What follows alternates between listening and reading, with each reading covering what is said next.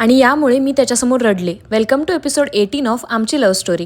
मागच्या एपिसोडमध्ये मी तुम्हाला सांगितलं की आमचा ट्रिपचा प्लॅन कॅन्सल होत होता, तर पार्थनी घरच्यांना खूप जास्त इमोशनल ब्लॅकमेल केलं आणि म्हटलं की आम्ही सगळे फ्रेंड्स मिळून चाललो तर सगळ्यांचे पैसे वाया जातील, फ्लाईटचा खर्च, हॉटेलचा खर्च हा सगळा वाया जाईल.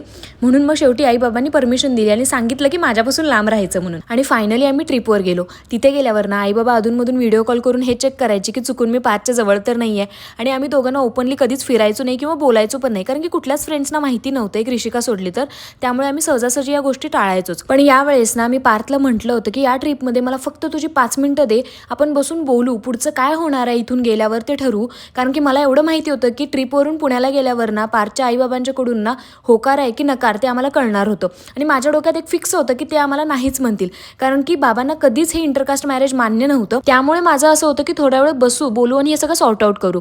शेवटचा दिवस उजाडला ट्रिपचा, तरी याच्याकडे ना माझ्यासाठी 5 मिनिटं नव्हती. शेवटच्या दिवशी मी त्याच्यावर खूप जास्त चिडले. मी म्हटलं की पूर्ण आयुष्याचा प्रश्न आहे तरी तुझ्याकडे माझ्यासाठी वेळ नाही आहे. फायनली तो तयार झाला आणि आम्ही बसून मग बोललो. त्याला मी म्हटलं की तुझं काय से आहे याच्यावर. तो बोलला की आई बाबा तयारच होत नाही आहेत आणि त्यांच्या इच्छेविरुद्ध मी तुझ्याशी लग्न नाही करू शकत. मी म्हटलं हे मला मान्य आहे, कारण की माझ्या बाबतीत पण सेमच आहे. त्यावर त्याने मला म्हटलं की तू काळजी नको करू, तू ज्या पण मुलासोबत लग्न करशील ना त्याच्यासोबत तू सुखाने संसार करशील, कारण की तू तेवढी चांगली मुलगी आहे. आणि हे ऐकून ना मी खूप जास्त रडायला लागले.